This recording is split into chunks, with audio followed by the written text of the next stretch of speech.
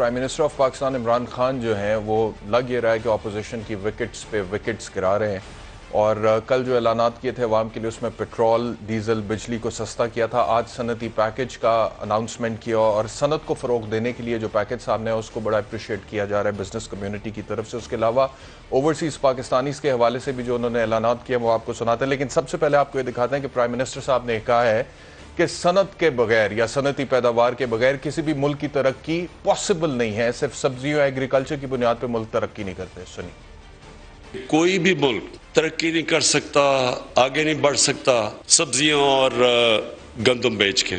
ملک آگے بڑھتے ہیں انڈسٹریل بیس کے اوپر، اور جتنی وہ انڈسٹریز اور زیادہ سوفسٹیکیٹڈ ہوتی جاتی ہیں اتنا ہی وہ ملک کے اندر دولت اس کی بڑھتی جاتی ہے۔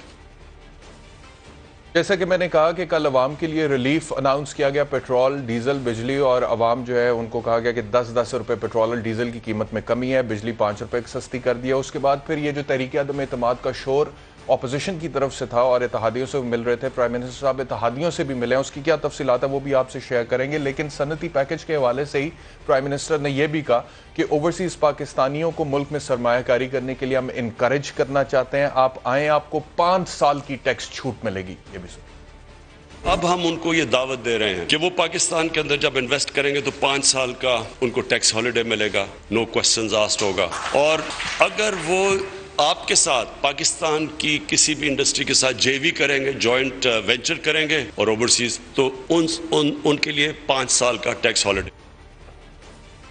اور آج پرائم منسٹر صاحب نے اس بات کا اعتراف کیا کہ ہمیں پہلے ہی ایسے فیصلے کرنے چاہیے تھے جو کہ تگڑے فیصلے ہوتے ہیں، اور شارٹ کٹ فیصلے نہیں کرنے چاہیے تھے، ہمیں اوپن ایمنسٹی شروع میں آتے ساتھ نہیں دینی چاہیے۔ یہ جو ہماری گورنمنٹس آئیں وہ ڈیوورس تھی کہ ملک کا کدھر ڈائریکشن ہونا چاہیے اور گورنمنٹ کا ڈائریکشن کدھر۔ جب ایک گورنمنٹ کی پالیسی بن جائے انویسٹمنٹ کے خلاف اور پروفٹ میکنگ کے خلاف، جو کہ ایک سوشلسٹ مائنڈ سیٹ تھا، اور وہ ہوا پاکستان میں، تو ہمارا ملک کو جانا کہیں چاہیے تھا اور ہم نکل کہیں اور گئے۔ اور اپنی غلطی کا اعتراف کرتے ہوئے بھی کہا کہ حکومت میں آتے ہی بزنس کمیونٹی کو جس پیکج کی میں آج اناؤنسمنٹ کر رہا ہوں، کیونکہ بزنس کسی بھی ملک کے لیے ریڑھ کی ہڈی ہوتا ہے، اور اگر بزنس کمیونٹی ترقی کرتی ہے تو جاب اپرچونٹیز کریٹ ہوتی ہیں، ویلتھ کریٹ ہوتی ہے، معیشت کا پہیہ چلتا ہے۔ تو مجھے چاہیے تھا کہ آتے ساتھ ہی پرائم منسٹر بنتے ساتھ ہی میں بزنس کمیونٹی کے لیے ایسے پیکج کا اعلان کروں۔ جو ہم نے ایمنسٹی دی پہلی، میں اب دیکھتا ہوں کہ ہمیں وہ اس طرح اوپن ایمنسٹی نہیں دینی چاہیے تھی، ہمیں اس کو ڈائریکٹ کرنا چاہیے تھا جو اب ہم کر رہے ہیں انڈسٹری کے اوپر۔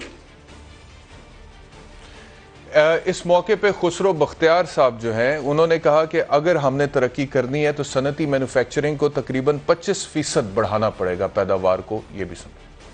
اگر پاکستان نے معاشی آزادی حاصل کرنی ہے، اپنی ایکسپورٹس کو بڑھانا ہے، اپنی بیلنس آف پیمنٹس کو ٹھیک کرنا ہے، اور ایک sustainable G D P growth کرنی ہے، تو اس کو 25% پہ لے کے جانا ہوگا۔ جو اپنی بیلنس شیٹس کے اوپر باہر سے پلانٹ اینڈ مشینری منگواتی ہیں، چاہے وہ منسٹری اسکیم میں ہیں یا اس انڈسٹریل پیکج میں ہیں یا نہیں ہیں، ان کو ہم فورن کرنسی رسک کور دیں گے۔